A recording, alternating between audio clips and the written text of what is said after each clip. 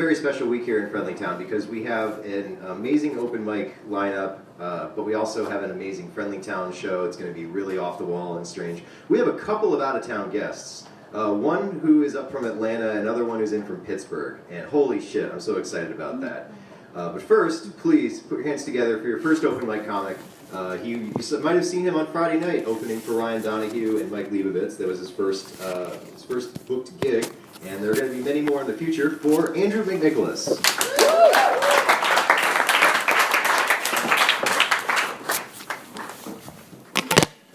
How's everybody doing? Yo, I was thinking back on it. I feel like the D.A.R.E program completely failed because I don't even remember what that shit stands for. I'm pretty sure it's drugs are really excellent. And I feel bad because I was a D.A.R.E role model. They picked me and a group of my goons to go to local elementary schools and tell them hey, drugs are bad. They really picked the worst people. I'm not implementing or incrementing myself, but no way should I have been the one being you shouldn't smoke pot at that point in my life.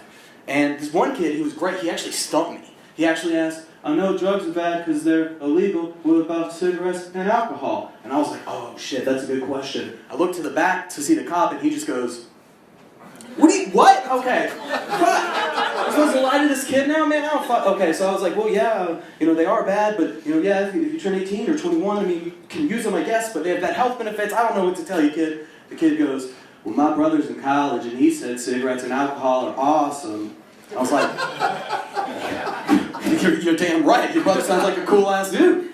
Now, that kid was smart, though. He taught me, too. I forgot, why was being a line leader so important? I've never once experienced the high of being a line leader once in my adult life. The closest I came to it, y'all, was on my way here, I was the first car in a line, stopped at a red light, and I was like, fuck yes, Autobots, roll out. I felt so in charge of the whole situation. Shit changes, though. I used to think that there was no excuse to be drunk at 7:30 in the morning unless you were still drunk from the night before. And then I came to college and realized that that's just a fade up, that's lies. That's not true, it's false. Because there's a thing called noon kickoff games in the University of Tennessee. And I was waking up one morning at 6 a.m. by my freshman year roommate who said, hey man, it's time to get drunk. I was like, 6 a.m., man, the game doesn't start for another 6 hours. Give me some time, let me sleep in for another 2 hours. He goes, nope, you said your mama didn't raise a bitch. I want to put it to the test. I was like, oh, fuck. So what do we pregame with, y'all? The best thing to possibly pregame with. Cheerios and Jack.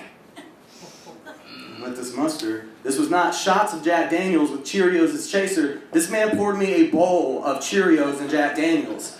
And I ate that shit. And shockingly, it was good. It wasn't bad. I'd never ever do it again because it tasted like wet cardboard. But man, I got so drunk, y'all. And we won, so it's kind of like my game time tradition. I don't do it anymore, though, because I'm an adult. So obviously I drink mimosas and Bloody Marys when I'm trying to get fucked up in the morning. I was thinking about this too. Why do we say space is a vacuum? Just unplug it. What the fuck? Get on your shit, Elon Musk. I don't know. That was weirding me out. It also weirded me out too. I was grocery shopping today, and I was thinking about this. People don't just go to the grocery store to look around.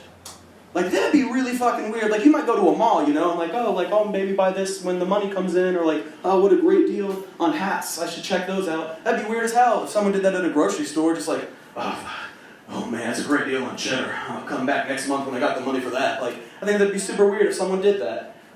But, because no one wants to be a creep, right? No one wants to be creepy, and I know I don't. I never used to think I was creepy until I was told that I was creepy. But y'all can be the judge. I don't trust this girl. She's a liar, obviously. I'll put this up to you guys. Is going to a dog park without a dog creepy? Because if so, then yeah, I'm a creeper. I'll admit it, but I've got a justification, y'all. I love pups, love little puppers, with my whole heart. But I'm a shitty excuse for a human being. I'm barely keeping myself alive. I couldn't be held liable for a little pupper. So, all I do is I go to a dog park and play with those dogs. I know what y'all are thinking. Andrew, dude, just go to Puppy Zone. You can pet those pups for free, no worries. They sedate their animals, y'all. I refuse to give my business to a place that sedates their animals. It's fucked up, man. I've got PETA on them right now. This girl came up to me, she's like, oh, which one's yours? I go, I don't have a dog. She goes, what? Why are you here? I go, the same reason you are, play with the pups. She goes, I'm here so my pup can play with the pups.